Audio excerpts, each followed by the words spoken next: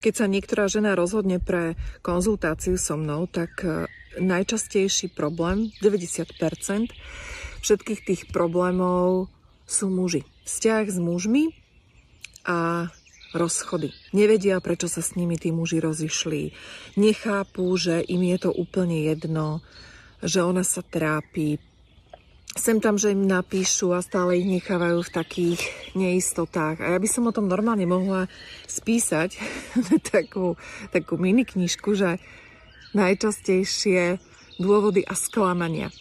A nad týmto všetkým je komunikácia. Absolútna neschopnosť vedieť komunikovať, prejaviť city, pretože vedieť prejaviť city je jedna vec, ale zistiť, čo vlastne cítim, to je druhá vec, to uvedomenie.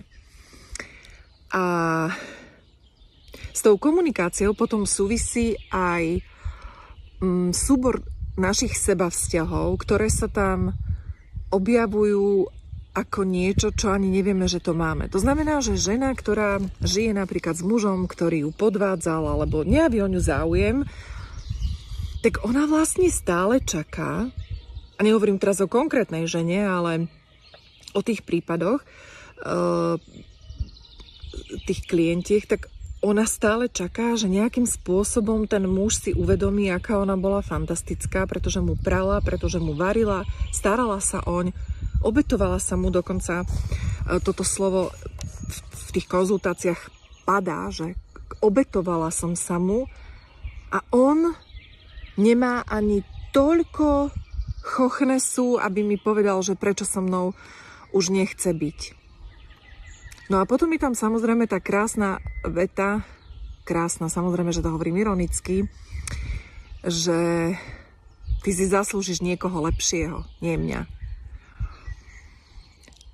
Takže keď som začala túto prácu robiť so ženami, tak ja som si myslela, že toto už v dnešnej dobe bude tak trošku v úzadí a že tie problémy budú iné, ale stále je to o tom istom.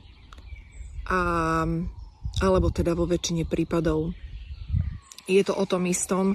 A to, čo som vlastne týmto všetkým chcela povedať, že je úplne jedno, či tá žena má vysokú školu, či je vzdelaná, či má 20 titulov, či má inteligenciu neviem akú, alebo ju nemá, to je úplne jedno. Vzťahy dokážu a sklamania zo vzťahov s nami dokážu ženami urobiť drsné veci. A aj na toto samozrejme existuje ten hack, to hacknutie toho systému. Len to nejakú chvíľu trvá, no, tako nejde to za víkend. Také tie dopaminové injekcie, kedy absolvujete nejakú víkendovú prednášku so svojím obľúbeným guruom a potom odchádzate napíchaná a nadšená a vystrelená do vesmíru, ale prídete domov a čo ďalej? Opäť v tom istom kolotočí. Ferovi oprať veci, urobiť mu rezeň na večeru, postarať sa o deti a nemáte absolútne čas na nič.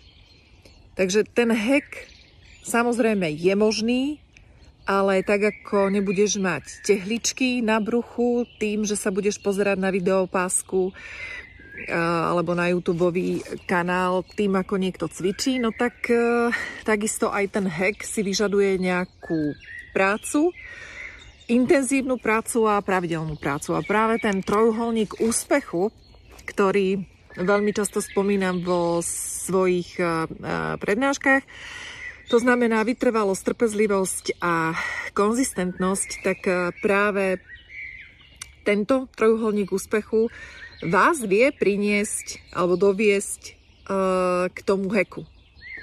A k tomu, aby ste dokázali zvládať tie situácie s nadhľadom.